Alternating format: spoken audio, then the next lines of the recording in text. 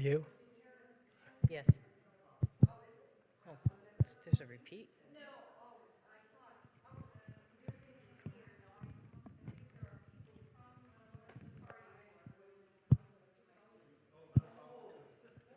I'm only getting one. You're getting two? I'm getting a echo.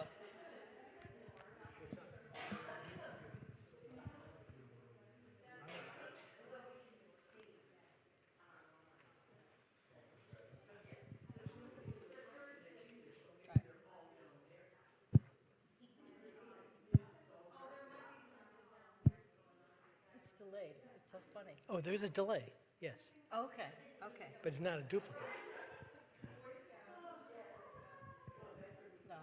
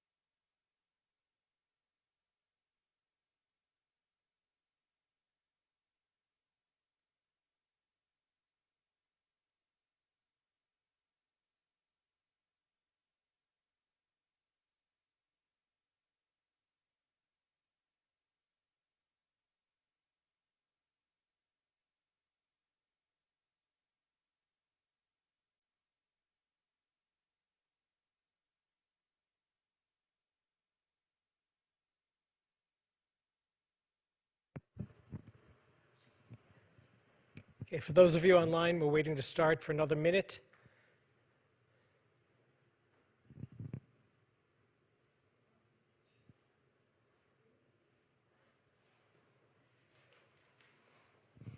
Okay, let's get started. There will probably be people coming in the middle. There was another congregation event going on, which both didn't know the other one was doing something tonight. So they'll probably come in during the presentation. I want to welcome you all to Niskayuna Reformed Church. I'm Leo Lichtig. I'm co-chair of the History and Archives Committee. We're sponsoring tonight's program. The congregation itself formed around 1750. So we've been around here a while. Started out in a building down by the river. This building is from 1852 rather. The one in the spot beforehand was 1826. This is 1852. The importance of that is we do not have indoor plumbing. So if anybody needs bathrooms, the building next door, it is unlocked, and you'll see a restroom right on that floor. If it's being used or whatever, there's a men's and women's down the bottom. Actually, it's boys and girls for the Sunday schools, but you'll figure it out. While we don't have indoor plumbing, we do have streaming. So we are live streaming this. We have Wi-Fi if people need. We're live streaming this, and if anybody wants, or if you run into people who wish they'd been here, it will be available on the church website, and you can watch the recording of it. More details about that was just a very brief history, very brief, of the church. There is a booklet in the back with a more detailed history. So if people are interested, we have that back there. We have little brochures on the church and the History and Archives Committee. We have documents that go back before the Revolution. So we've got lots of fun stuff here that we like to play with, and we display every so often. Well, there's no charge for this program. There is a donations box in the back, and we will gratefully accept anything you'd want to put in.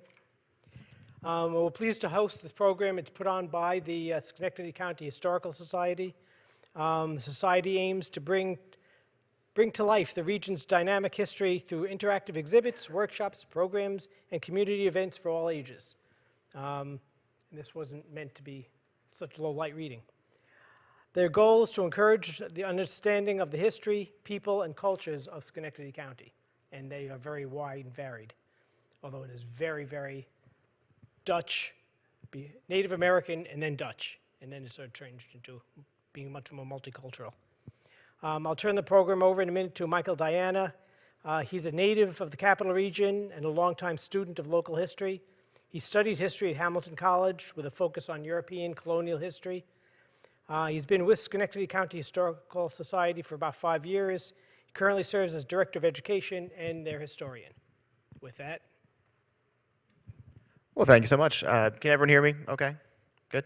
Fantastic. If at any point you can't hear me, just let me know. Looks like we have a nice, intimate group here tonight, so, we can kind of be a little bit more conversational. We'll, so long as we don't go too far over time. If you want to ask questions during the program, I'll try to keep to the schedule, but, feel free to raise your hand, and I'll see if I can take questions as they come, rather than waiting all to the end, right? Because you can lose your train of thought that way. But the title of tonight's program is The Lost Century. And what we'll be talking about, because, Black history in Schenectady, there's so much to discuss there. There's so many different time periods, there's so many different themes, there's so many different people and characters and stories we could discuss. I had to limit it to just one theme, and it's already kind of a broad theme. I wonder if you guys mind if I go a little bit late? What do you guys think? I'll just keep on talking until you guys turn the lights off. How about that? Fantastic. What we'll be looking at today, again, as the subtitle would suggest, is the disappearance of Schenectady's Black population in the 19th century. And that phrase there, disappearance, has really two meanings, which I hope will become evident as this presentation progresses. I'd like to start at just the very beginning, which is with like a little bit of a disclaimer, a little bit of a warning, right? So we're going to be discussing some pretty heavy topics, some pretty unfortunate topics, and there's going to be some charged language that I think I necessarily have to kind of speak up and kind of bring to our attention. If I hope everyone's okay with that. I'm going to exercise my discretion. I'm not going to go crazy up here. I'm not just going to read anything and everything. But I hope that we can all, have these conversations knowing that we're all here in good faith. We all want to, talk about these things in a supportive way, but also have to deal with the language at the time. So if anything that comes up about that, feel free to raise your hand and just say, hey, Mike, just, please don't say that. I don't like that. But that's fine. That's totally, totally fine. So the 19th century in Schenectady, I mean, so much has been written about that subject. It's a pretty dynamic time for Schenectady. A lot of things are happening. Here we can see an image that might seem perfectly representative of the beginning of the 19th century, which is to say Schenectady, a small little town on the Mohawk River, a riverside port whereby all kinds of things would be moving east and west along that natural corridor. It was a small agricultural town, again, anchored to the river. But of course, by the end of the century, this small little sleepy town would become an industrial juggernaut, right? It would become the city that lights and hauls the world. It would have these two massive factories on the north end, the American Locomotive Company, on the south end, the General Electric Company. There'd be a big Erie Canal running right through the middle of town. You'd have railroads coming through here, transforming the landscape and how people can get from point A to point B. It is an incredibly dynamic story. But I'll tell you right now, folks, a lot of the times these narratives about Schenectady in the 19th century really completely gloss over the black population that existed in Schenectady at this time.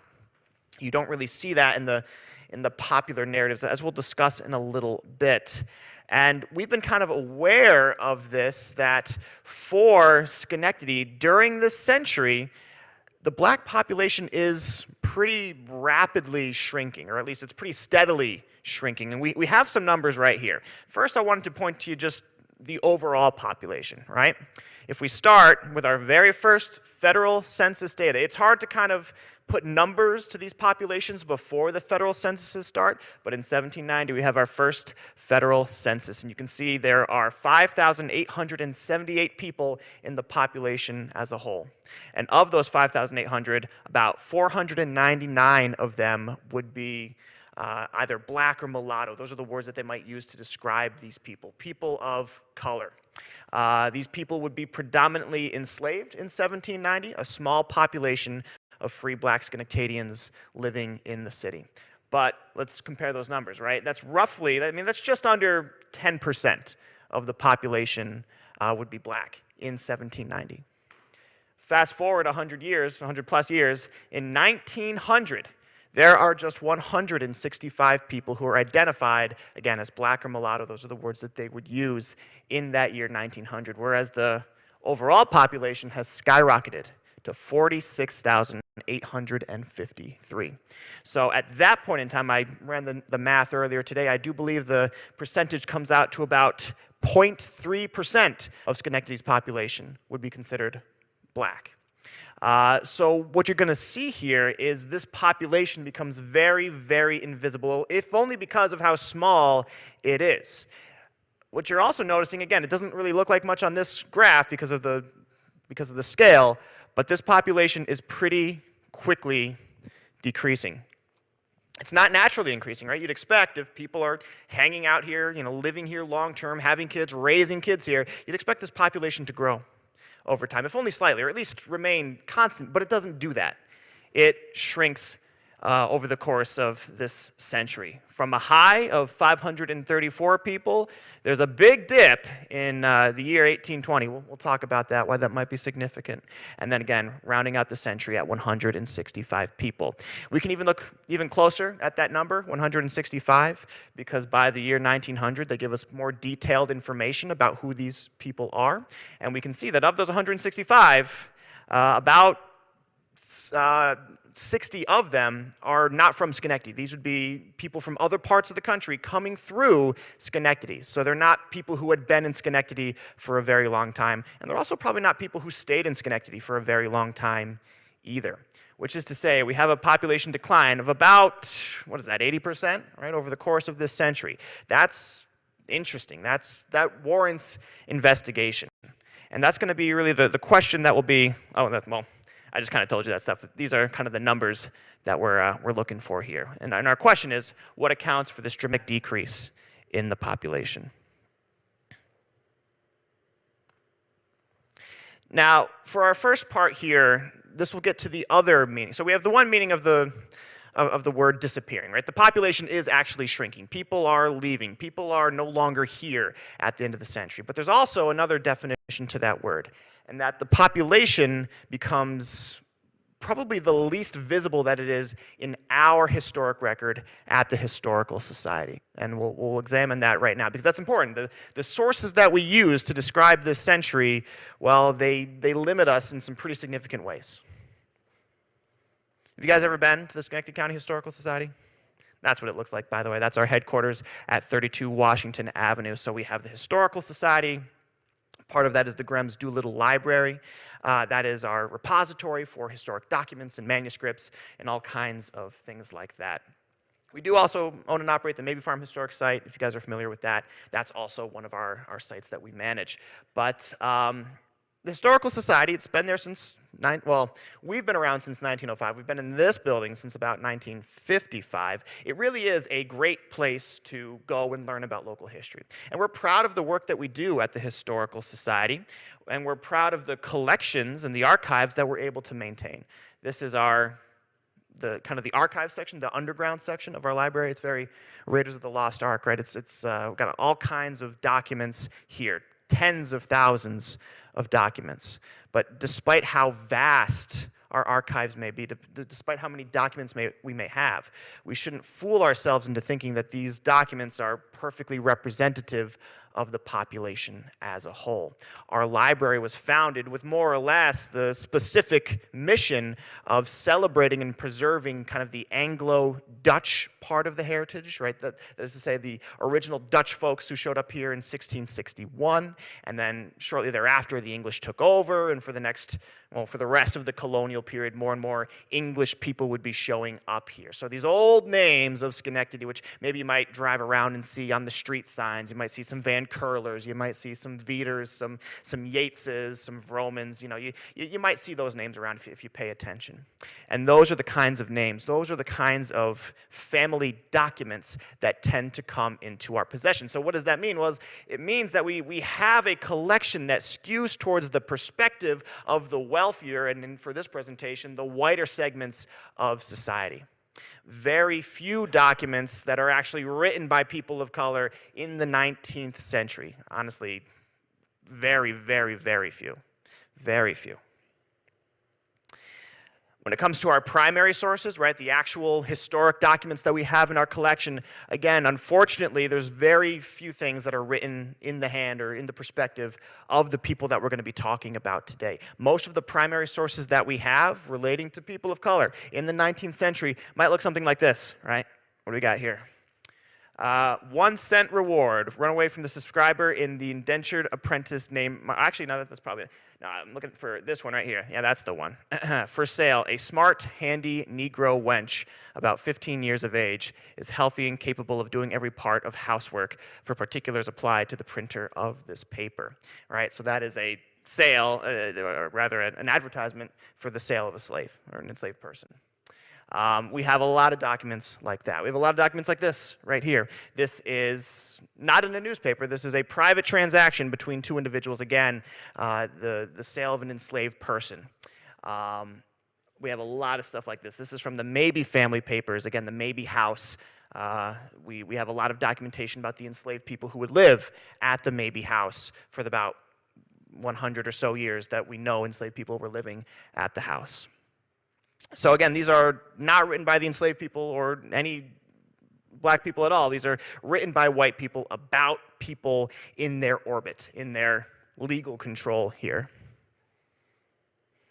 When it comes to secondary sources, a similar pattern kind of manifests itself. Again, whereas the popular narratives, the dominant narratives kind of talk about these big overarching economic or technological or military currents that run through history, you tend to have these kind of little marginalized, almost like footnote type compendiums. Here we have, this is Slavery and Black Families of Glenville. This is kind of a little omnibus binder of just about every last scrap and clipping relating to any person of color in the town of Glenville in the 19th century. And unfortunately, while that's a pretty thick binder, a lot of the information in there is just kind of repeated again and again and again. It's the same handful of individuals who are almost being kind of tokenized in this way, as just standing in for this whole community of people. And you can kind of do a little bit more investigating here. So within that binder, you'll find this, right? So this is a report written up by one Donald Kiefer. He was a historian in Schenectady. He has contributed quite a bit to our understanding of Schenectady's past, but I don't know that he's contributed all that much to our understanding of Schenectady's African-American past. You can see right here, this is, he's talking about this gentleman named Yat. Yat was a man who was enslaved by the Glenn family. And again, this is just kind of a random page from his little report here, but I'll just read those top lines up there for you. In my mind, I have pictured Yat as a jolly, good-natured darky. I do not think he was greatly alarmed over the different clauses mentioned, and it goes on to describe this agreement that he entered into with the Glens, this conditional provision of freedom. So, with that kind of language there at the top, a jolly, good-natured darky. I mean, I don't know Mr. Kiefer. I don't know him as a person. I don't know what his sentiments were like. But when these are the folks who are writing the predominant histories, it'd be surprising if they get everything right. Again, this is a very, for lack of a better term, kind of white perspective on black history in Schenectady. And it's tough. It's tough to pierce through the veil because there is useful information in here, but you do have to interpret it with the lens that, these people have a certain perspective. Yes, ma'am. Ooh, you want to guess? Yeah. Here you go. March 23rd, 1961. Was anyone here alive in 1961? This is living memory, folks. Again, this is not ancient history. This is all perhaps more close for comfort than we'd like, right? I think Donald Kiefer was a little bit older. I don't know when he was born. He's an older gentleman, et cetera, product of his time. But nevertheless, it makes our inquiries here today very difficult. And really, to be brief, folks, our collections, our archives are insufficient to tell the whole story of Schenectady, particularly its black history. So, what are we going to do? Well, I'll talk about one thing that we're doing a little bit later, a larger project than what I'm going to be discussing here. But one thing that I did about 2 years ago is I turned to the federal census data, right? Because we didn't even have the basic bullet points down. I began a little bit of a research project. It started as just a sort of a curious impulse. I booted up our Ancestry.com profile. The Historical Society has an Ancestry.com profile, and you can search up all your family members, right? You can search up your relatives, you can search your name, et cetera, and then it can take you to the federal census page. They have them all scanned, just thousands and tens of thousands of pages scanned, and you can look at that page, and you can be like, oh, hey, cool, this person is related to me. That's not what I was doing. I went to those pages, and for every decade, from the year 1790 right on through to the year 1910, I went page by page. At a certain point, I started enlisting intern help, but I went page by page, and I recorded every single person that I could find who was either labeled as black or colored or mulatto or whatever the term of the day was, which took a long time, right? It took a very long time to compile all of these people. I mean, it looks like this, right? This is the kind of stuff that we're looking for. In the earlier part of the century, this is what your census data looked like. It's very basic. It's not very descriptive. You just have the name of the head of the house over here. There could be 20 people in his household, but you're just going to find the name of the head of that household, usually a dude, right? You're going to see the number of free white males in this category. They're just tallied up, right? So there's 3 young white boys here, 1 slightly older white boy, et cetera, et cetera. You've got the free white females, and then over here you have slaves, or sometimes in this column they put free black people. There's very rarely, again, I think this one is actually 1790, I'd have to double check. This is at a time where there's so few free black people in Schenectady, they don't even have their own column, right? As you can imagine, I'm not going to be able to extract a lot of useful data about these people from this page here. However, as you get later into the century, after the year 1850, you do start to get more data. You get not just the head of the household, you also get everyone else in the household too. I'm going to come to this side. You can see this is the crucial category for our search here. This is their race. And you can see they leave all the white spots blank because they just kind of assume, if there's nothing here, they're white. Here you can see a B for black. And so I recorded, again, all of these different folks, whether they're listed here as enslaved, whether they're listed here as B, or at this point in time, sometimes you get the MU for mulatto. I took them down. And that's how I came up with those numbers in that graph that I showed you. Like, we didn't have that graph until we compiled this data. So that at least is the very starting point, right? How many of these people are here? How many people are we talking about? Before we can even discuss what their lives were like, we need to know who was here. And if nothing else, this project does give us a pretty good idea of who was here. Not a perfect idea, because this census data isn't always perfect. Sometimes it gets destroyed. You may notice, do I have the graph right here? Yes, I do. You may notice there's no data at all for 1890, because the federal census of 1890 was partially destroyed in a fire. So we don't have the data from 1890. We can kind of fill in. It probably maybe rises slightly from 150, but nevertheless. So this is our starting point, but we want to dig deeper. We want to dig deeper because there's a story here, right? Why the heck is this population decreasing so precipitously? And for that, we're going to want to start to look at where we begin in the century. Slavery at the turn of the 19th century in Schenectady. For a lot of us, it's kind of a concept we don't necessarily associate with the North. The North, they were part of the free states. They were the good guys, right? They helped abolish slavery under good old Abraham Lincoln. Well, sorry, folks, it's not quite that simple. The first African Americans were brought to Schenectady as enslaved people. Folks like, well, this is not a photo, obviously. This is not even a contemporary portrait. This is Len Tentillo, who is a modern artist. He's alive today. He painted this depiction of the Mabee Farm historic site. His artist's recreation of it around the year 1800. And his placing of this gentleman right here, that I do believe he meant that to be a man named Cato. Cato was a man who was owned by the Mabee family. At one point in his life, he decides to run away. He decides to seek his freedom, theoretically in Canada. We don't really know what his plan was. We just know that he takes off. He runs away.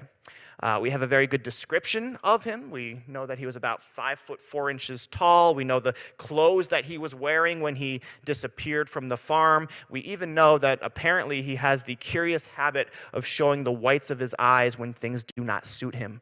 These are all quotes from the advertisement trying to get him back. And by the way, what does that mean, that he has the curious habit of showing the whites of his eyes when things don't suit him? It means he rolls his eyes a lot, which is a very interesting detail. They paid a printer to put that in the newspaper. They thought that it was important for some reason. Unfortunately for Cato, he is not successful. Wherever he was going, he doesn't get there. He is caught and returned back to the Mabee farm and would live here at least for a few more years. But his story is part of the Mabee farm story as well.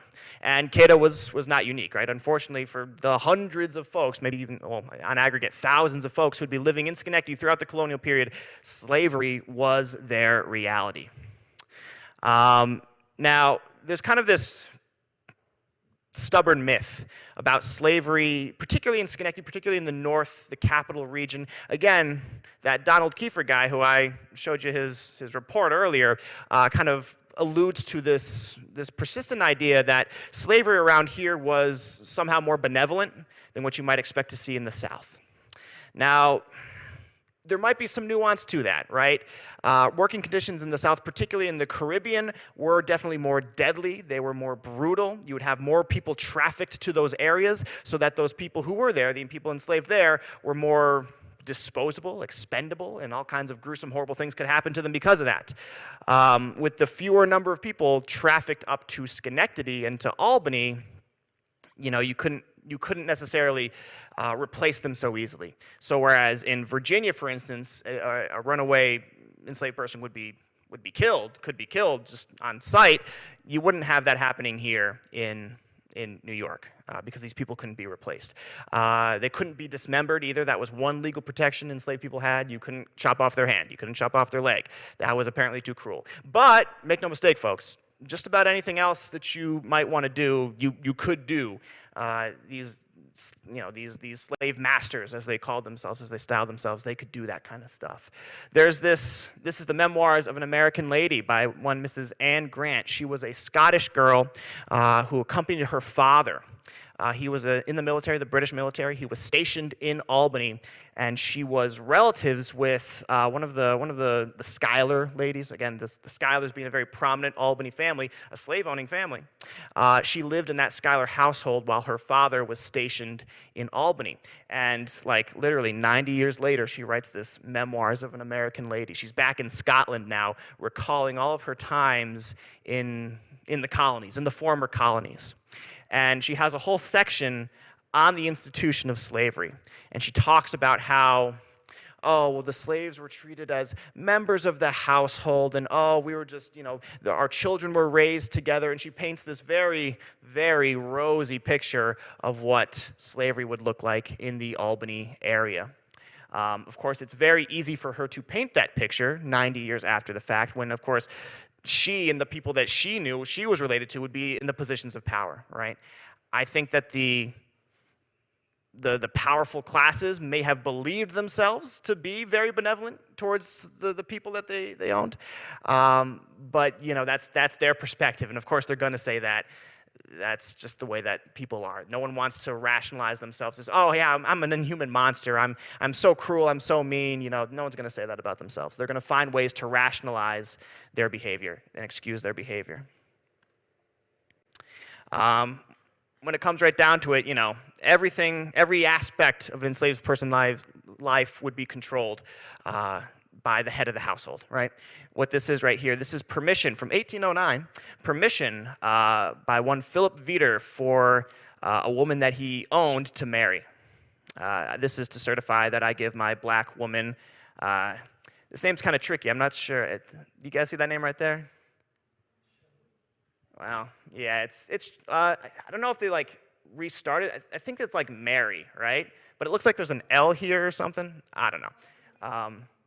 Maybe Mary, nevertheless, she has liberty to be married to Peter Jackson. So again, even to get married, these people would need permission from the master. Julia A.J. Foote, she provides a much different perspective on what the institution could look like than our good friend Mrs. Grant from before. Julia A.J. Foote was born as a free girl. Her parents were free at the time that Julia was born. I believe she was born, I want to say 1820. I'd have to double check on that. But make no mistake, her mother was an enslaved woman, and her father was a free black man who one day just could not prove that he was a free black man, and so he was rounded up by a slave catcher and sold back into slavery. And so her father had to, well, now, that's where he met her mom. They were in the same farm together. That's where they met, and that's where they got, again, married. They needed permission to do that. And then eventually, the father was able to earn enough money through these kind of weird extra legal arrangements to buy the freedom of himself and his wife. Kind of gruesomely, Julia does recount how her mother was the subject, and since there's no kids here, I'll be frank, she was the subject of repeated unwanted sexual advances from the owner, from the master, right, the enslaver, you could use that word. And the mother refused every time, and every time she refused, she would be punished. Not just by the enslaver, by the guy, but also by the lady of that household, the wife, right? There was one time that she, refused, and then she was whipped by the man, and then his wife came and, well, scrubbed down the wounds with salt water. She put salt in the water to make it as painful as possible, right? So it just kind of goes to show you, right? Slavery here in Schenectady could be just as brutal as anything you might see on a southern plantation, just as brutal as anything you might see on a Caribbean sugar farm. It could be as brutal as it gets. Really what it comes down to is the disposition and the temperament of the person in charge. And that's kind of a scary thought, right? When your fate, when your well-being is tied up in someone else's good graces. That's really the scariest part of it. You were at the complete mercy of someone else. Julia, by the way, interesting lady. She would grow up. She provides us a very brief account of her childhood in Schenectady. She's one of the very few black voices that we have preserved, that we can document today, describing life around here in the early 19th century. She would later go on to be the first ordained female, I want to say deacon of the African Methodist Episcopal Zion Church. So she spends most of her memoirs talking about that and her religious struggle. She's way more concerned with kind of God and her journey to that than she is concerned about social and economic conditions for people of color in Schenectady in the year 1820. But nevertheless, she gives us some insights which are invaluable all the same. Now, again, sorry, did you say something? No. Oh, yeah. Yes, 1827. I did want to add that kind of in because I couldn't figure out how to put an asterisk in. So the process of the abolition of slavery in New York, we'll talk about New York. It's a very gradual one, probably frustratingly so for the people involved. It begins in 1790, July 4th of 1799. There's a law passed, or rather the law is passed such that on July 4th, 1799, all children born to enslaved mothers would be free, which sounds great. But these children would have to serve an apprenticeship to the master of their mothers for the first period of their life. For young girls born this way, they would have to serve for 25 years an apprenticeship. 25 years would be their apprenticeship. For boys born this way, it would be 28 years. They would have to serve an apprenticeship to their master, so their mother's master. So, you know, it's kind of like a very cynical way for all the people down in Albany, again, the legislature, who are mostly slave owners themselves, to, you know, get one more generation of labor out of the people that they control there. Subsequent legislation would theoretically free everyone, again, not just the kids born after July 4th, 1799. They would kind of update the law again and again. It gets actually really kind of confusing and weird, but theoretically, by the year 1827, everyone was supposed to be free. When it comes right down to it, folks, the actual nature of manumission would get very personal. You would have enslaved people bargaining with the head of the household exactly what those conditions were going to be like. I don't know if you guys ever read Sojourner Truth's memoirs, but one day she just leaves. She just gets up and walks away, and like she technically had a few more years left of servitude. Her master catches up with her one day and she's like, "Hey, I thought you had a couple more years," and she was like, "No, I'm just not coming back." And he didn't have anything to say to that, so he just let her go. You know, again, there's no lawyers out here litigating the heck out of this. This would happen between enslaved people and the head of the household in a very personal manner. In a way such like this is, remember Yat, Donald Kiefer was talking about Yat. Well, this is a document signed between Yat, the enslaved man, and John and Sarah Glenn. Again, John and Sarah Glenn, if you know the Glenn Sanders mansion, it's that family. So these guys were really well-to-do. They weren't just rich, they were aristocrat rich, right? They weren't just richer than the average white person, they were better than the average white person according to the social norms of the time, and you had to defer up to them. Nevertheless, Yat, on the lowest end of the social hierarchy, they decide for whatever reason, it's completely up to them at this point, to set him at liberty. But they come up with this very convoluted contract that he had to abide by. So let's see here. In the agreement, the Glenns promise to release Yat from slavery after 6 years, but only if he agrees to abide by a number of restrictions on his behavior, including when he can see his wife, when he is permitted to play his fiddle, and how often he is to attend church.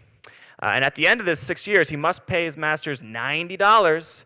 And you can actually, it doesn't say that in the caption, but trust me, it says it in the document that if he doesn't pay that $90, he will be, quote, subject to slavery forever and ever. Again, nowhere is this kind of a weird, convoluted document spelled out in New York law. This is just something that would happen on an individual basis, household to household. Yes, sir? Probably not. Most enslaved people were not taught to read and write. And in this particular case, I know that Yat does not sign his name, he puts his mark. He puts an X on just to kind of stand in for his signature. And that's actually a pretty common thing, like in a society where, you know, not everyone is literate. There'd be plenty of illiterate, you know, free white people as well. But Yat, as an enslaved person, is very, very, very unlikely to have ever been taught to read and write. So that's a good point, right? It says all this in the contract, and they explained some of it to him, maybe. Did they explain the whole thing? Who knows? You know, what level of duplicity, what level of honesty were the Glens engaging in when they came up with this contract? It's kind of hard 300 years or 200 years after the fact to try to pick this apart, but this is what we know.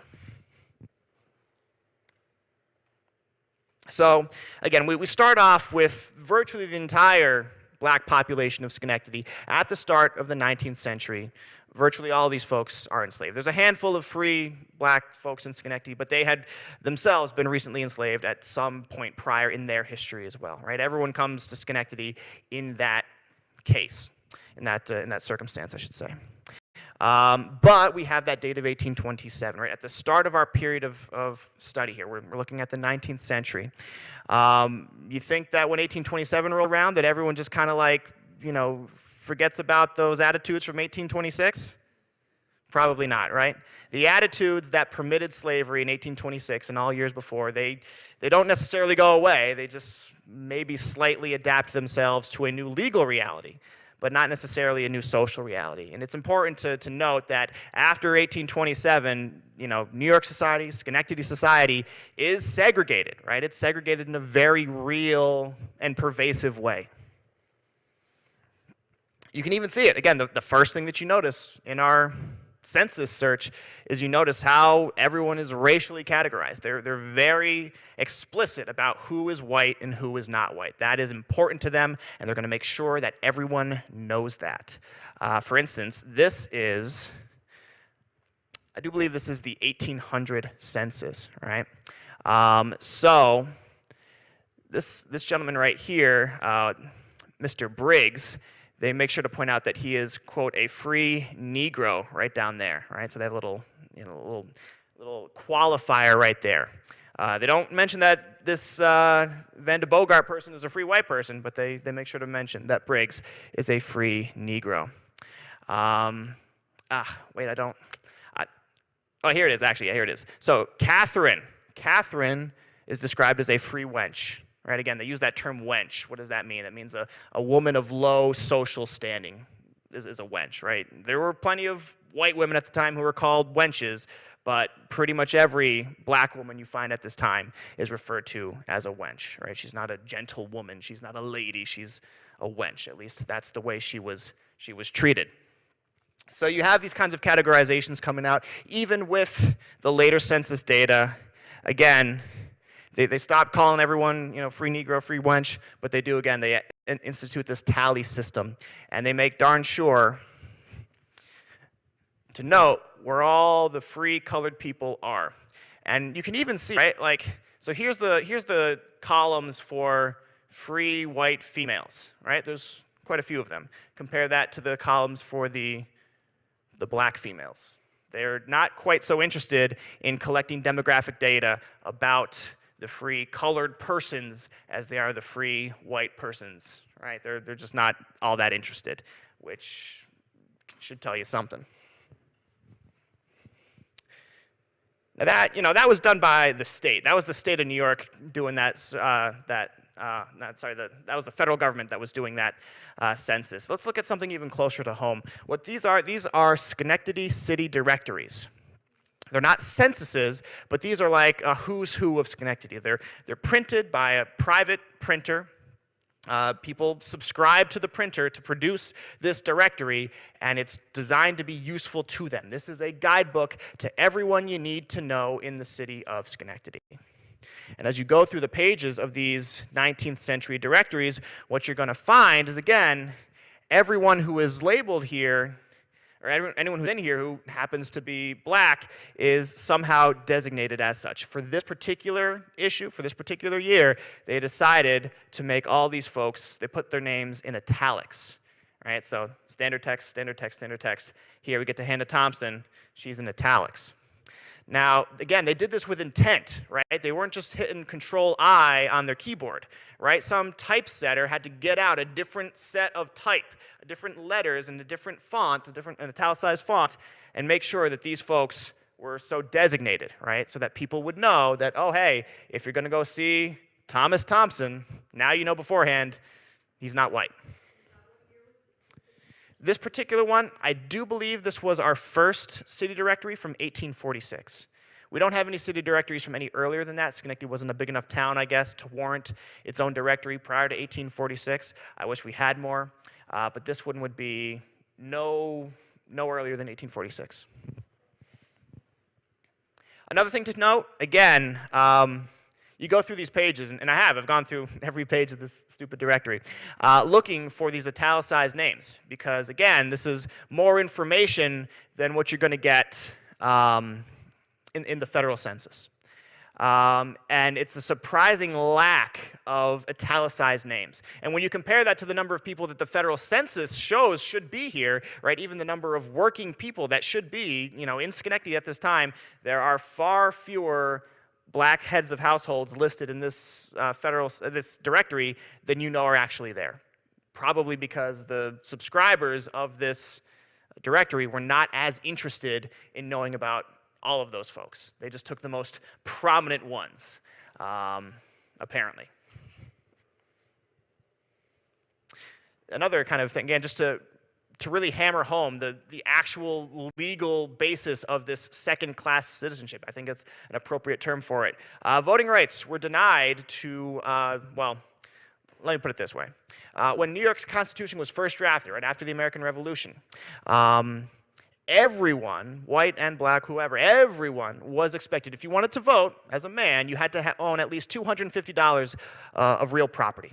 $250 was your property requirement to vote.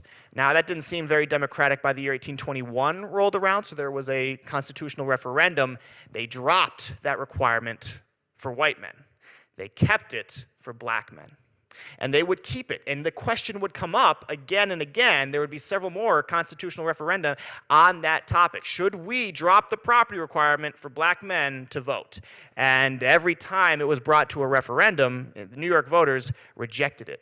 I think as recently or as lately as 1860, as New York was voting for Abraham Lincoln, it was also voting down a proposed amendment to the New York State Constitution that would enfranchise all black men. They rejected that amendment. They didn't want to do it. And in fact, it did not become the law of the land in New York State until 1870 with the 15th Amendment, right? So it required federal action to force New York to drop this property requirement.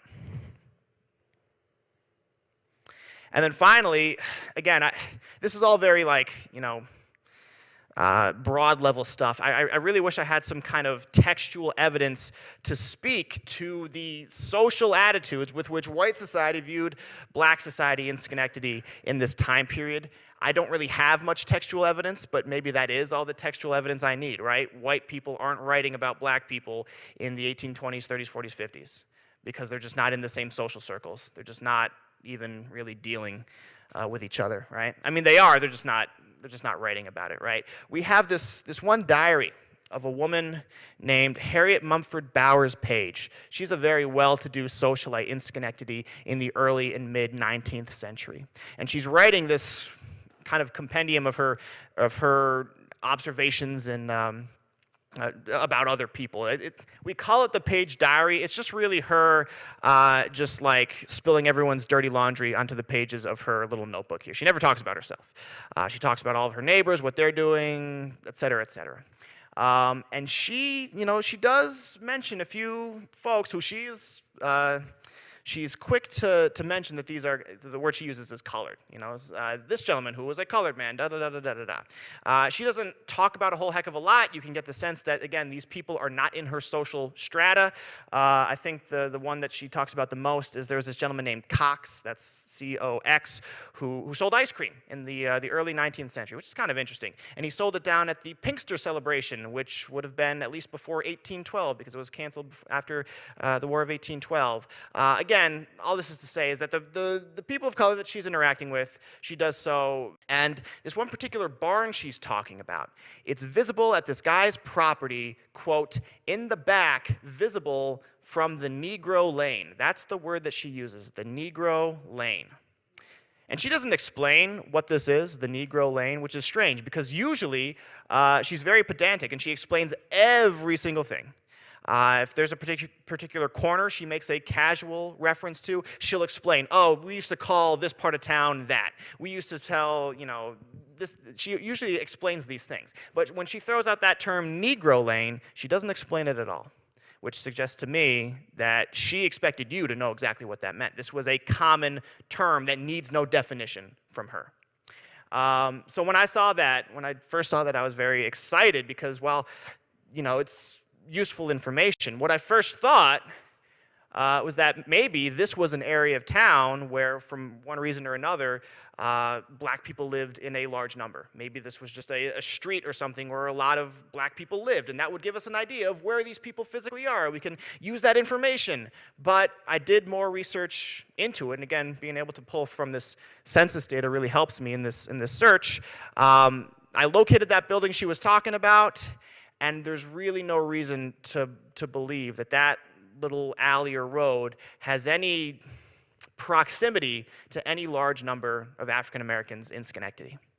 Which leads me to believe, again, this is supposition at this point, I don't think she's talking about a street with a large number of black residents. What I think she's talking about is a certain custom that may have existed in Schenectady at the time, that this would be a back alley behind the house, where it was intended for use by black servants that they would stay out of sight and out of mind, right? Kind of like a servant's staircase, right? Because she's talking about this alley in the back of the house. It's the, quote, Negro Lane, and I suspect, according at least to this, it's uncorroborated, that's for sure, but according to this passage, that maybe that was a pretty common institution in Schenectady, that, you know, people of color were expected to stay kind of in the back of the house. They would come, they would do whatever service they had been contracted to do, and, you know, we'll see you next week.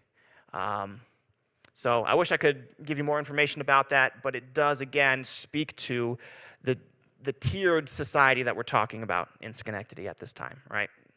Even after slavery is over, that's not to say it is an equal society. So this leads me to kind of my next topic, is providing for oneself, right? In 1827, it doesn't happen all at once. It happens, you know, in kind of scattered fashion, but every person of color in Schenectady is free in 1827. How are these folks going to support themselves? What are they going to be able to do? It's not necessarily an easy question to answer, because what did they know? What had they done up until this point? They had done primarily agricultural work, right? Typically, enslaved men were purchased and sent out to do the heavy work out in the fields. Enslaved women were on farms doing domestic chores, again, in the household, on farms. This right here, this is a chart which I was able to compile with a lot of that data that I had pulled from the census. This is for the year 1820. And this is all households containing black residents. Again, back in 1820, they didn't tell you who individual people were. They just told you who the head of the household was and how many different tally marks fit each different demographic category. But of all homes containing any black person whatsoever, 196 were engaged in agriculture, 39 were engaged in manufacturing, 19 were engaged in commerce. Again, a preponderance in the agricultural sector. We can get more specific, right? We're going to lose data points if we look at just black households. There's less data points to look at, but it is all, you know, perhaps more relevant to our query here. If we look at just black households, 48 are engaged in agriculture, 2 are engaged in manufacturing, and 0 in commerce. Little side note here, there are 4 households that are headed by black women, which are not listed with any industry, with any sector of industry. So I don't know how those 4 black female-led households were making money, but they had their means, I'm sure. They're just not listed in the census data. So what you see is, again, all these folks who had either just or recently been manumitted, freed, they have agricultural skills. They could probably run a farm just perfectly fine. Problem was, by the year 1820, 1827, 1830, this time when these people are now free to make their own decisions and make their own livelihoods, the choicest land in Schenectady had all been bought up, right? This was no longer the frontier town with the vast stretches of public land available for purchase, no new frontiers to push into, et cetera, et cetera. The land was pretty much owned by, a certain number of families, and these families were going to split it amongst their descendants, and they were not necessarily going to be selling it. And if they were selling it, how could a person who's set free with just the clothes on their back, how are they going to purchase that land? They don't have startup capital. They don't have a way to break into this landowning class, right? So what you see, in general, I think you're going to see, oh, hold on, go back. What you're going to see is a very sharp drop in the population. Again, the black population, we saw that very precipitous drop from the year 1820 to the year 1830. And whereas the urban population declines by about 25%, the rural population, that is to say the people of color in Dwaynesburg and Niskayuna and Glenville and Rotterdam, the townships of Schenectady, right? Schenectady County, the townships, that population falls from 211 people in the year 1820 to just 66 people in the year 1830, which seems like a massive exodus out of these rural areas. And what it seems to me is that a lot of these folks, recently freed, recently able to make their own decisions and go where they want to go, they looked around, they saw that there was no land for purchase, no farms, no 40 acres for them, so they left. That's what that says to me. They took the next packet boat out of town and went wherever they could. We don't know where they would go. That's a whole nother series of research inquiries, but they left. And again, I think it was because there was just no land for them to be had here. A few black families were able to purchase their own land and become farmers. But I'm really talking about an actual handful here because I've checked. In 1850, we have 2 black farming households. One of those folks would be that gentleman right there. That's Simon Murray. And the Murray household sticks around for a couple of generations, right? They have their own land. The Murrays raise their kids on that land. And you see the Murrays sticking around in the census data for a couple of decades. However, 1860, there's only 7 black farming households. In 1870, there's just back down to 2 again. So of the dozens of families, of the hundreds of people we're talking about, only 2 or 7 households were able to establish themselves as farmers. The majority of the rest, oh, actually, this is another point, yeah. So I don't know if you guys have ever heard of the overseers of the poor. I recently wrote a whole article about this in our very fascinating newsletter. The overseers of the poor was the body of men charged with poor relief in the early 19th century in Schenectady. And typically, what their job was, it would be to assess whether someone was a pauper or not, right? Whether they could meet their own needs, and then from there decide, all right, if they can't meet their own needs, what are we going to do with them? And typically, their tactic to deal with these folks who can't provide for themselves was they could bind them out to someone else who had a farm. And in the 1820s and the 1830s, we see a lot of, well, I shouldn't say a lot. We have a couple of indentures, right? This is after slavery is abolished, but that doesn't mean that bound labor is abolished. And we have a young black boy, and then 6 days later, his sister has a different contract they're both assessed that their parents can't take care of these kids. The parents don't have the means to take care of these kids. So these kids, don't worry kids, we got you. We're going to send you to Amsterdam. We know a man with a farm out there, and we're going to send you to go work for him, and he'll take care of you. Again, this man had no relation to these kids. It was some white guy in Amsterdam. And these kids were bound out as apprentices to this guy in something that kind of looks like slavery, but perhaps by a different name. And the overseers of the poor. Again, we only have these 2 documents. We don't have the complete collection of every indenture signed out by the overseers of the poor. But I suspect that the overseers of the poor had a lot to do with this disappearance of the population, distributing these black children assessed to be paupers to other folks in other parts of the local area, outside of the county even. In this particular document right here, this is the overseers of the poor were also instrumental in the emancipation process, right? They would have to assess whether or not an enslaved person was kind of like fit to be freed, right? They had to be under the age of 50 so that they could take care of themselves. They had to be healthy enough to take care of themselves so that they wouldn't be, quote, a public nuisance. That was what they were worried that these people would become public nuisances. So the overseers of the poor were the ones who made those decisions. Yeah.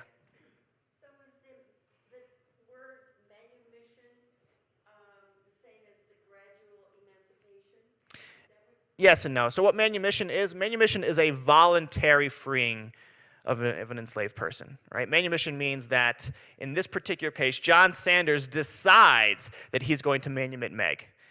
No one is forcing him to do that. For whatever reason, he's just deciding to do this. And that's different from the abolition of slavery, which, again, from the New York context would be enforced by law, right? That first law of 1799 and then subsequent laws thereafter. So does that make sense, the difference there? Yeah. Manumit is voluntary on behalf of the person in power. Abolition is a social contract, right? It comes from the state. State power enforces abolition. So anyway, back to what the labor market looked like for particularly black men in the 19th century. This is the data. This is every last description of how people of color were able to support themselves through the year, the census data for 1850, right? And you can see the overwhelming majority fell into this category of laborer. Now, laborer is kind of like a catch-all term. It just kind of means, you work, you have no skills that are recognized by broader society as being specialized or trade skills. Some of these folks may have worked on farms, but again, not for themselves. They would have worked for someone else. Maybe even in some cases working for the same people who had enslaved them just a few years prior. Well, in 1850 it wouldn't be a few years, but nevertheless, laborer is a catch-all term.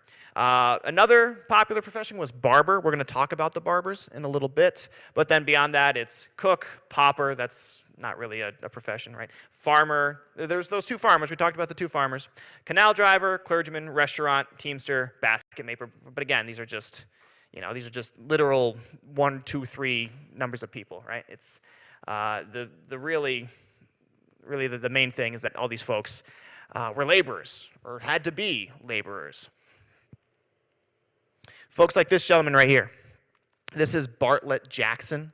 Bartlett Jackson was a bootblack, a shoe shiner who spent a lot of time down by kind of the railroad station. When people would take the train into Schenectady, they might just see Bartlett Jackson there at the platform offering to shine their shoes. Bartlett Jackson we know quite a bit about because he's one of these characters. Again, I mentioned that a lot of the prevailing narratives kind of come up with these almost tokenized characters, these people that are served to stand in for the whole of black history in Schenectady. Bartlett Jackson would be one of those folks. There's a gentleman named Larry Hart, who is another one of those historians of Schenectady past, and he's pretty prolific. He wrote a whole heck of a lot. He was a columnist for the Daily Gazette, and he talks a lot about Bartlett Jackson and how everyone just loved to get their shoe shined by Bartlett Jackson. But again, kind of the power dynamics of this relationship, right? Bartlett Jackson was there to serve them. He was there to shine their shoes. And maybe that's not what he wanted to do with his life, but that's just kind of how things worked out for him. He fell into this line of work and maybe couldn't find his way out of it. barbers are a very interesting category here. And I think it's fair to say that the barber's trade, the barber's profession, was the one and only specialized trade or skill that was available and accessible to black men in the 19th century. And we have a couple of examples of black barbers who are actually quite prominent in the community, whether that's you're just talking about the black community of Schenectady or the broader community in general. I have this photo here. Photo is only labeled Mr. Jackson, a barber. And we do know that there was one Samuel Jackson who operated a barbershop in Schenectady in 1870. Typically, the wealthiest folks in this survey that we're looking at, the wealthiest folks in the black community, would be barbers. They could set up their own shop, they could move their own shop, they could be their own boss, and a couple of them, like, we have a picture right here. This is Theodore Sedgwick Wright. He was the son of Richard P.G. Wright. Richard is not a Schenectady native. He comes to Schenectady from, I want to say Rhode Island, it may be Massachusetts. He comes to Schenectady, and during the mid-19th century, he is a very prominent barber. And in fact, check this out. This is an advertisement. I think it's in the Schenectady Cabinet, a local newspaper at the time. Jay Stillman, some white guy, he respectfully informs the public that his razors, shears, and scissors are the best. They're the best in Schenectady. You want your razors, you go to Jay Stillman. And you want to know why? You know how you can know that these are the best razors in town? It's because Richard P.G. Wright, he'll vouch for him. Richard P.G. Wright will tell you that he uses those razors in his barbershop, and if they're good enough for P.G. Wright, they better be good enough for you, which is interesting. Richard P.G. Wright was able to purchase, he's one of the very few black men that I can find purchasing and owning a home in the old Stockade district of Schenectady. He had a home right there on Ferry Street, which was a pretty, kind of bougie crowd there, right? He had enough money to purchase that home. His son, that's Theodore there. I don't have a picture of Richard, but his son, in his own right, I do believe was the first black student of the Princeton Seminary School. I'd have to double check on that, but pretty accomplished man in his own right. He lived in Schenectady too. I just, I don't know as much about his time in Schenectady because he was still a child, right? So these black barbers were able to provide them for themselves and kind of serve as, I guess you could say that they're the most visible members of the community at this time. They're the ones showing up in the newspapers and advertisements. They're the ones taking out ads in the newspapers so we can know more about them than, the laborers and the servants otherwise. This is labor data from the year 1900. So I have the charts from 1850 to 1900, but instead of showing you like 6 very similar charts, what I'll just do is I'll summarize the shift here for you. Right? In 1850, the most common profession was laborer. By the year 1900, the top spot is taken by servant. So it's not exactly an upgrade, though, right? It's still a very kind of low order. Not very lucrative kind of position.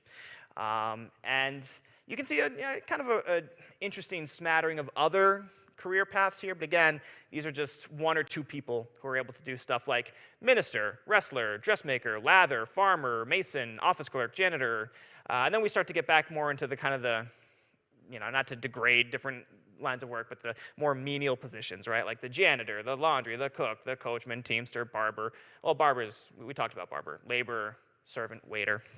So even by the year 1900, the labor market isn't changing, right? What you don't see, or you don't see very much of at all, is you don't see very many blacksmiths. You don't see very many black carpenters. You don't see very many black coopers, or all of the different trades that might enable someone to enter into the 19th century's middle class. You don't see any of those guys. And what that suggests to me is, again, not that no one ever thought, like, oh, hey, maybe I should become a blacksmith. It suggests to me that, again, these were just not available opportunities for them, right? To become a tradesperson in the 19th century, you have to serve an apprenticeship. Someone has to take you on as their apprentice. And if the white strata of society in Schenectady don't see black people as capable or suitable for anything other than being laborers or servants, that process isn't going to happen. They're not going to be able to break into those skilled, specialized trades the way they might want to. And again, what these kind of professions show you is that typically for things like servants, laborers, waiters, teamster, coachman, cook, laundry, janitor, I mean, again, that's not a job where you have an investment in the property. You don't have an investment in that job. You can be a servant in Schenectady and just move to Albany and do the same thing there. You can move to Amsterdam and do the same thing there. You can move to Buffalo. You can move out of the state and do the same thing there, right? You haven't built up a business that you have to move with you. These people who are serving in these professions would probably be highly mobile and not tied down to Schenectady for any particular compelling reason, at least not an economic reason, right? I don't know who that woman is. I don't even know who those folks there at the table are, but this is from the Bellinger family files. And again, by the year 1900, we have a lot more black women entering the workforce, again, in this kind of servant and housekeeping role. That's another kind of change that we notice. In the year 1850, most of the black women are just kind of listed as keeping house, which is what they're expected to do at that time. But by the year 1900, they're entering the labor force, but typically in the role of a housekeeper. So a lot of photos like that. Well, actually, not even a lot of photos like that, just a few. Now, this next part here might be a little bit controversial here, because I don't have solid evidence for it. I don't have solid data like I can talk about with the other stuff. But I found some interesting cases here where I suspect that perhaps part of Schenectady's black population, rather than leaving the county, leaving the city altogether, they stayed right where they were. They just assumed different identities. They tried to drop that label as being black, as being mulatto, and adopt the label of whiteness. And that kind of falls under this term, this verb, passing. What does that mean? Well, you could ask this gentleman right here. He's one such he's not an authority on the subject, but this is James Weldon Johnson, 1912. He wrote this little book right here, The Autobiography of an Ex-Colored Man. And I don't know if you ever read that book. I actually haven't read it myself, but I have read the plot synopsis, and it follows a gentleman who, he was born, his parents were black, but his skin was relatively light. And so he could pass or pretend to be white. Amongst people who didn't know him, who didn't know his parents, they might look at him and say, yeah, you look white enough to me, right? And in this book, the main character begins passing himself off as white.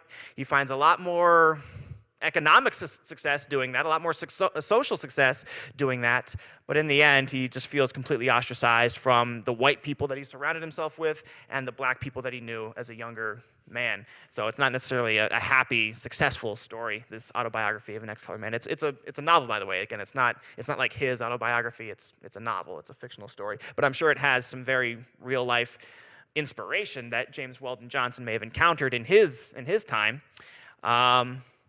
Check out this guy right here.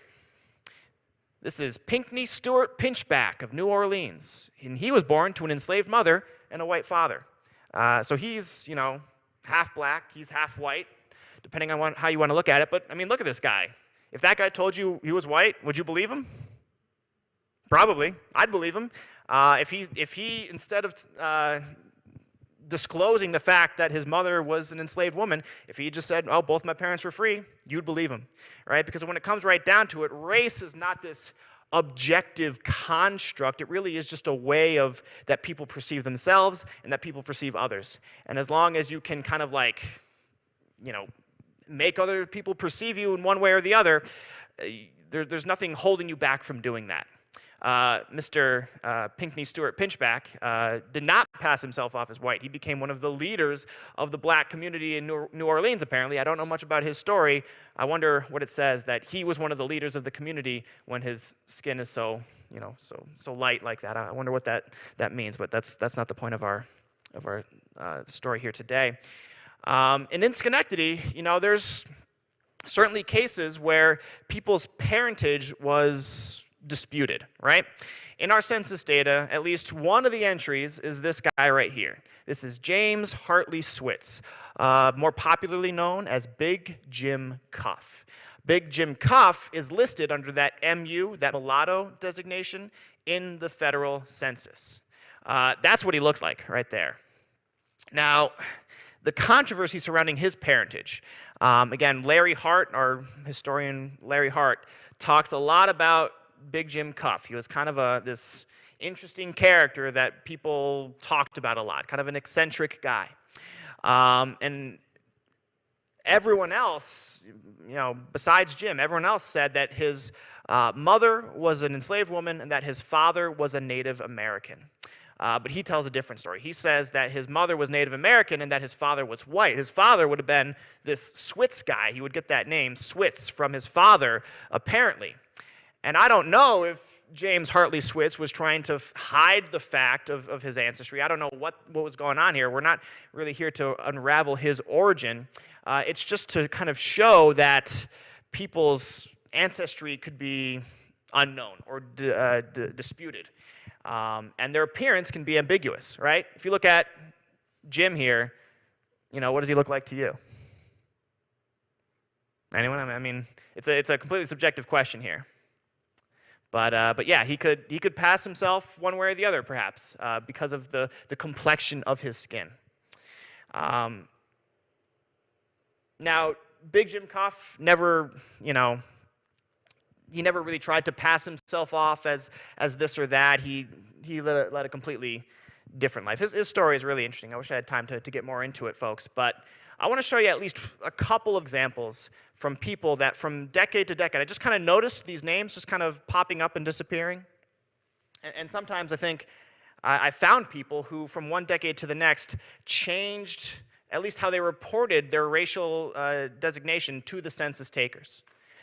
Here we have, this is one of the older census documents. This is from 1840. We have, this is Mrs. Van Vranken here. And you can see her listed in the free colored section of the census. In this year, 1840, there's her. She's this one right here. And then that's her daughter right there. And that's apparently the man of the house. I don't know why he's not listed as the head of the household, but he's not. He's not listed as the head of the household, which is interesting. Van Vranken, right? Yeah, I mean, that's one of those old Dutch names, too, as well. Yeah, is it? Oh, I didn't even notice that. Okay. Well, if we fast forward, again, just 10 years, we find Rebecca. That's her first name. I couldn't read it on the last one because the text is too small. But Rebecca Van Vranken, here she is, or here's someone named Rebecca Van Vranken listed. It's 10 years later. Now, Nicholas is kind of listed at the top. He's apparently the head of the household. But you'll notice there is no, well, you probably wouldn't notice this if you didn't spend as much time looking at this as I have. But this is the race category here.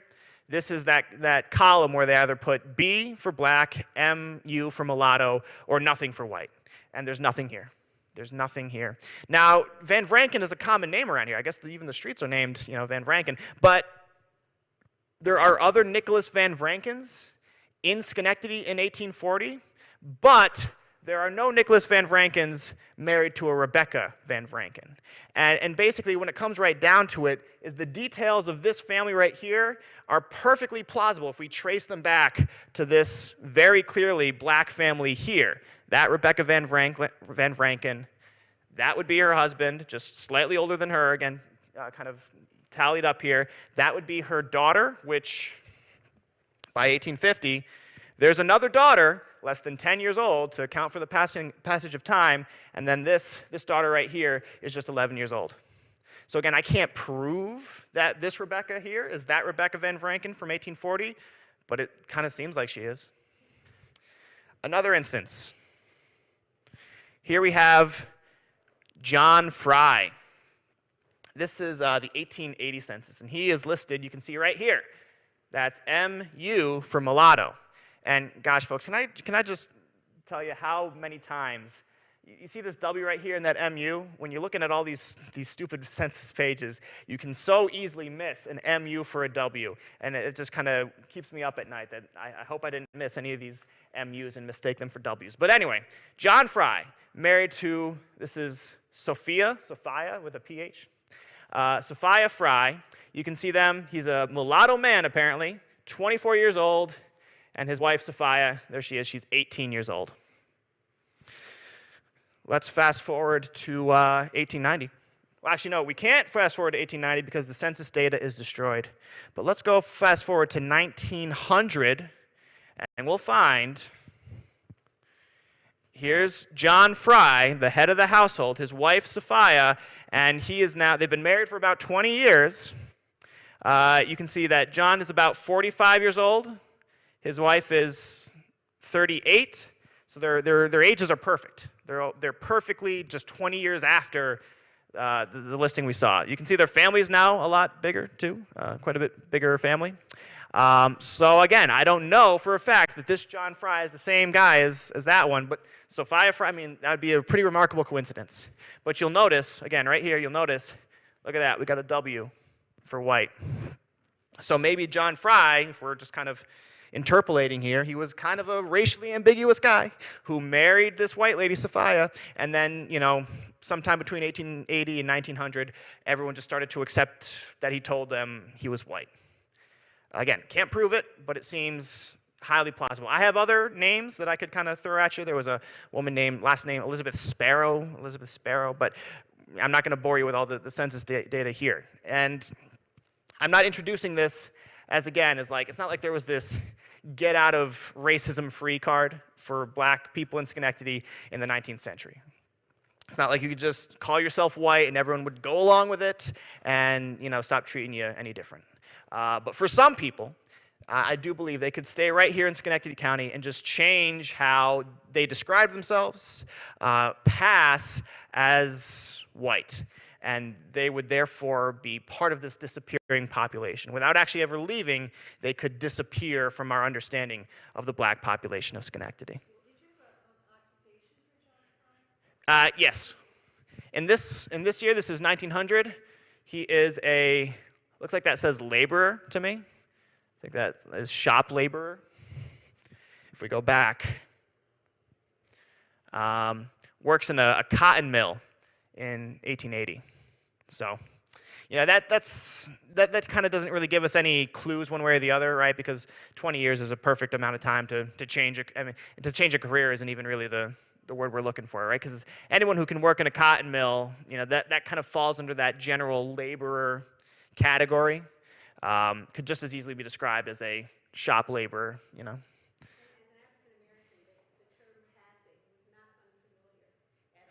Yeah.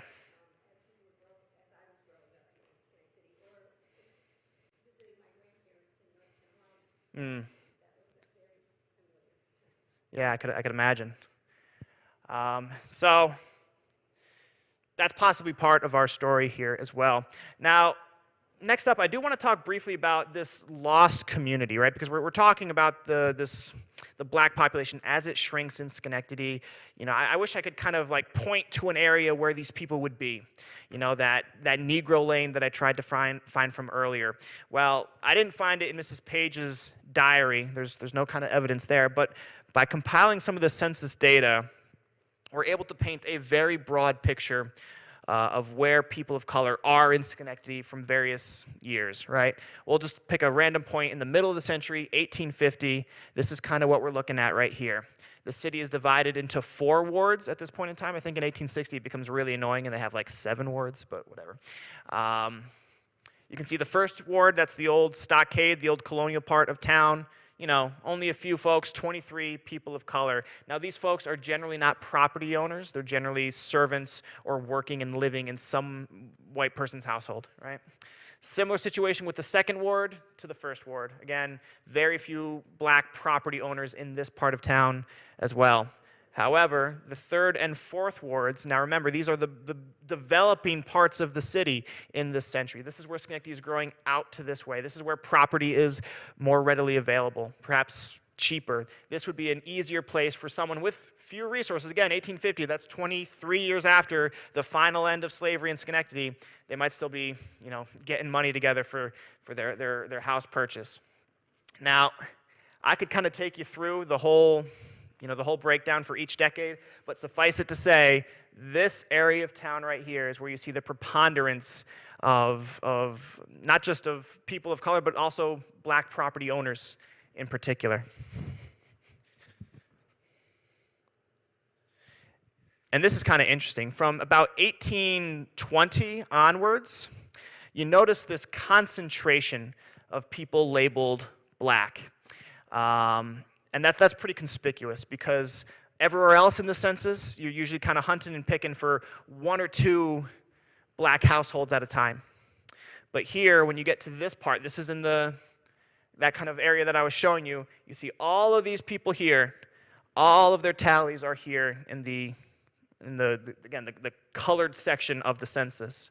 So what you have is a huge proximity of many different households. Let's count them up right here. 1, 2, 3, 4, 5, 6, 7, 8, 9, 10, 11, 12, 13, 14, 15, 16, 17, 18, 19 black households in relative close proximity, all right here listed on the census. And that concentration shows up again in 1830 and in 1840. And it's the same names. It's the same, or similar names, right? Sometimes the names are going to change as the head of house changes, but it's the same names in the same area of town. Now, this early census doesn't really give us like a street address, which is frustrating, but if we kind of carry it forward, and if you ever want to work through my process on this, I'd be happy to show you, but I'm pretty sure I've triangulated, if there's such thing as an epicenter of the black community, a nucleus of it, it would be right around here. This part of town right here, with a possible secondary concentration right here on Barrett Street. But this area is unique because this is where indeed, right? So here we have the Erie Canal. This is the Erie Canal running right through town. So of course nowadays this is Erie Boulevard. And right around here, this is Union Street right here. So nowadays, they call this Upper J Street. Back then, it was Fonda Street. And Fonda Street and Pine Street are really like, if I could really just pin it down to two streets, I see a lot of black property owners on these two streets with considerable real estate values attributed to their name. You guys know where like Parecas is? It's kind of ironic. What this is today, this is now called Little Italy. There's no reason for it to be called Little Italy other than the fact that in 2004, there was like 4 Italian-ish business. I mean, they're genuine Italian businesses. But there's no particular historic attachment between the Italian community, which was also pretty itinerant in the early days. When the Italians first came here, they moved all the heck around. There's no real connection between them and that. And I learned that when I tried to write the Italian tour of Little Italy. It was a whole, found that out the hard way, folks. Suffice it to say, that area doesn't look like that anymore. But for a moment, I'd say in the middle of the 19th century, this may well have been the closest thing to the center of the black community in Schenectady, at least in terms of the number of people living there, the wealth and the permanence of the households that we see there. Again, if you ever really want me to give you the whole story, come to the Historical Society and I'll talk you through my process, but I'm just giving you the summary here. This would be a photo of that area in 1872. Now, I wish I could like point to this photo and show you a whole bunch of just black people hanging out here to say, see, there they are. But that's not how it works, folks. This is the best visual that I have for you. Yeah. That is Union College in the background. That is. You see that train track kind of bisecting this area? In the 19th century, that track was at level grade with the road. But then too many people kept on getting hit by trains, so they're like, oh, we should probably do something about that. And they raised the train tracks up. So you probably know now the big raised train tracks that run through the center of town. And what it does is it splits this whole area up, and it's no longer prime residential real estate, right? It's, there's on this is the west side of the tracks. This is where like Erie Boulevard is, and there's a couple of gas stations here. On this side, this is where like Parecas would be, and I think Union College has some like athletic fields over in this area now. So the area has changed completely. It is not recognizable. If there ever was this, again, nucleus of the black community in Schenectady, if that was really where I think it is, there's essentially nothing left of it now. Even the landscape itself is unrecognizable. Another image of the area from the time period. And this is kind of what it looks like now.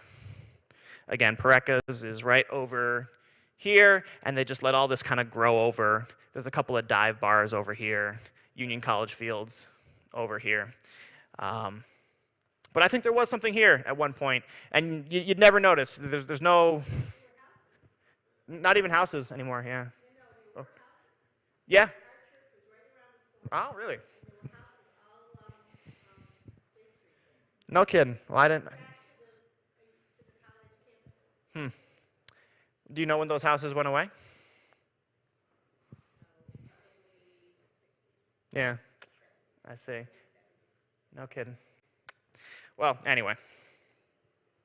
So I've gone on for way longer than I think I was supposed to, but I do want to kind of wrap things up here with a little bit of a conclusion. As we've watched the population shrink and disappear, they've disappeared in two ways, right? The very real sense of the population being much, much smaller at the end of the century, but again, also in the way that our historical records gloss over them entirely or treat them in very simplistic, unfair ways.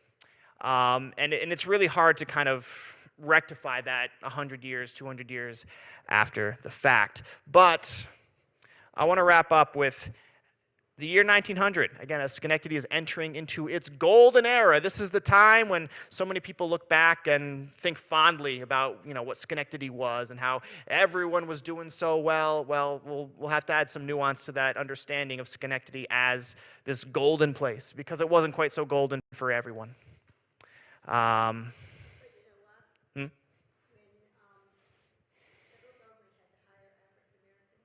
Yeah.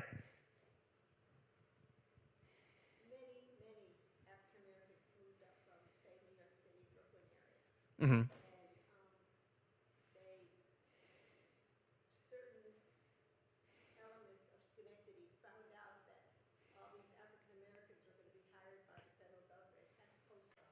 Mm-hmm.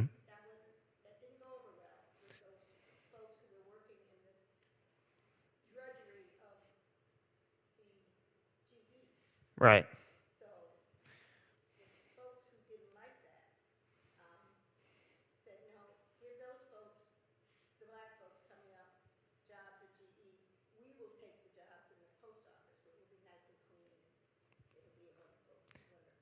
Interesting. No kidding.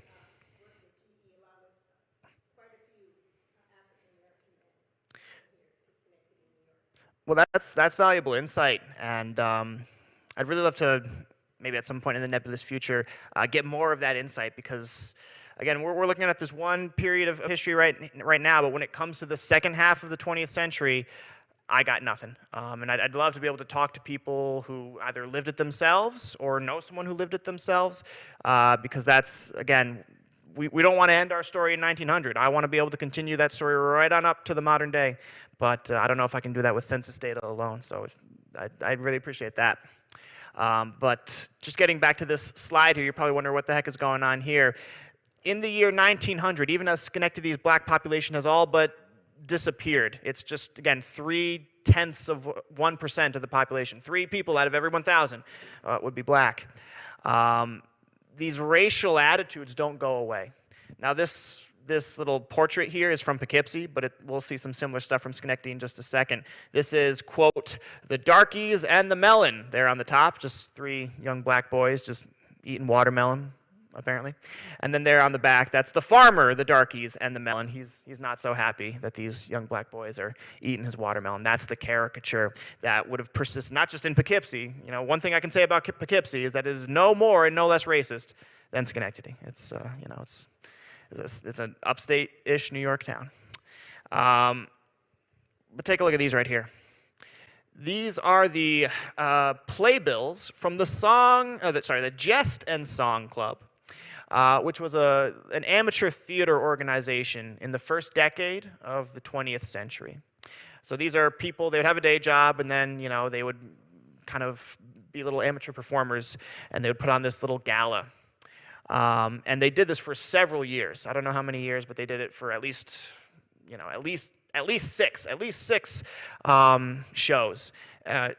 Every year they would put on one or a couple shows. And what these shows were, by the way, is these were, I guess the best word for them would be minstrel shows, right? So if you open up these books, you find stuff like this right here. So this is a song they would sing. It doesn't say this specifically, but I imagine they would don blackface as they were performing this character here, the oysters and clams man, and you guys can probably read that for yourself there. This is a caricature of a black person going around begging everyone for oysters and clams, and they use some pretty choice language in the description of him. And you know, this was a comedic song, apparently. This was like fun and games, right? So all these well-to-do, respectable city folk would gather around, don blackface, and kind of, you know, make fun of people of color. So these racial attitudes are there. These racist attitudes are there.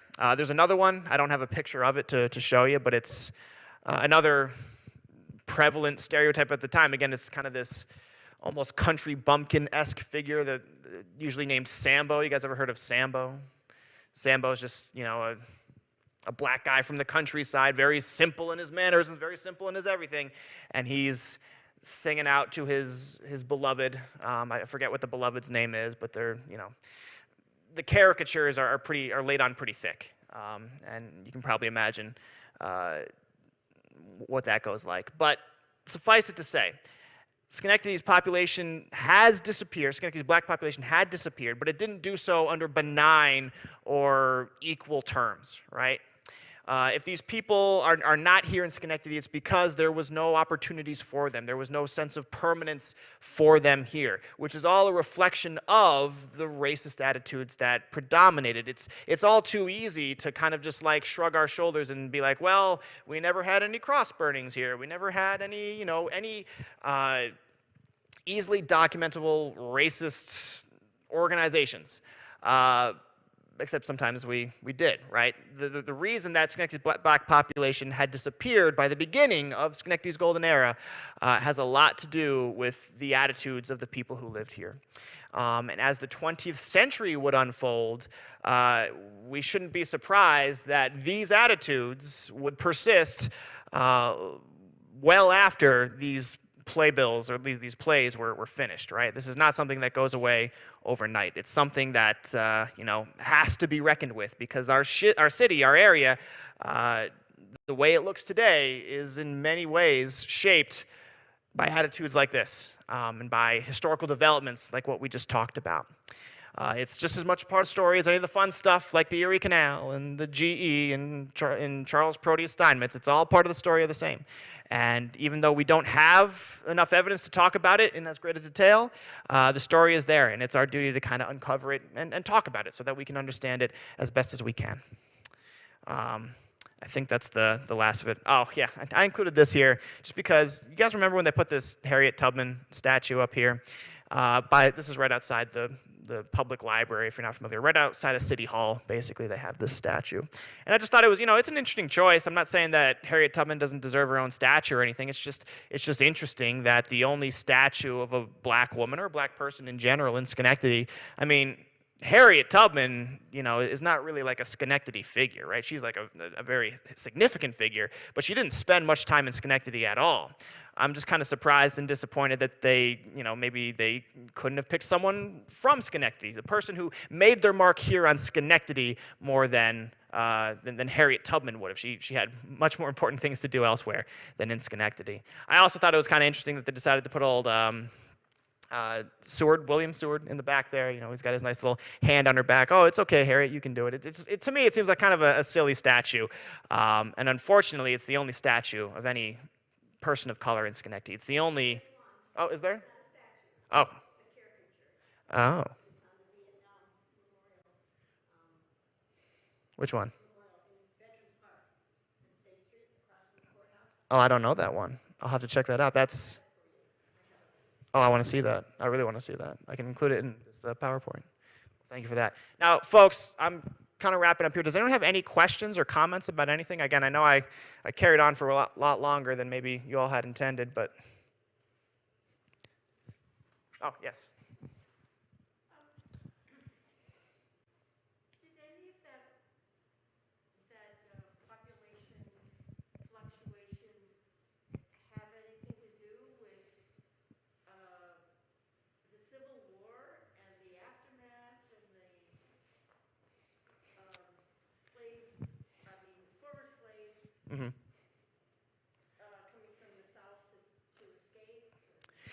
Well, yeah. So, I mean, that's a big question. One thing I can tell you is that freedom seekers did come through Schenectady, but I imagine they didn't stay here for too terribly long. We do have individual isolated anecdotes of people who might pass through Schenectady on their way to Canada or on their way to somewhere else to be free. Of course, the big kind of name is, as far as the Underground Railroad is concerned, as far as escaped slaves are concerned, is Moses Viney. And I didn't talk about Moses Viney a lot here today because he gets kind of a we talk about him a lot in general at the Historical Society, but he is a gentleman who came up from Maryland, who kind of ran out of funds. He ran out of places to go in Schenectady. He started working for Eliphalet Knott, became the servant to Eliphalet Knott, and they formed this kind of relationship which is very much romanticized, et cetera, et cetera. And then after Knott dies, Knott gives Moses Viney some money, and then Moses Viney becomes a teamster, and he opens up his own business and is a teamster until he's like 87 years old, which is kind of like this fun, feel-good, cinematic, Hollywood-ready story.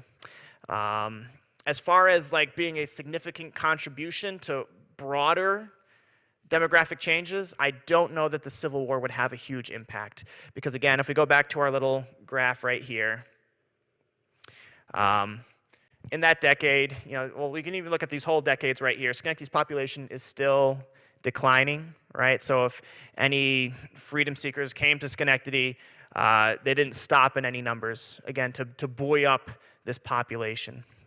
So,